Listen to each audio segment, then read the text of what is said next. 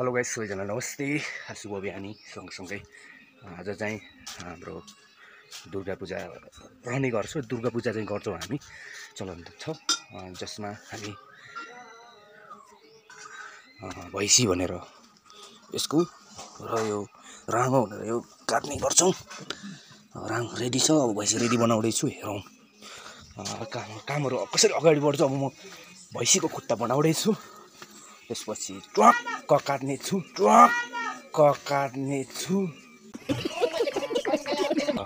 खुट्टा पनि रेडी छ है। अब म खुट्टा बनाउँदैछु भैँसीको। राङको कुरा अलरेडी भइसकेको छ।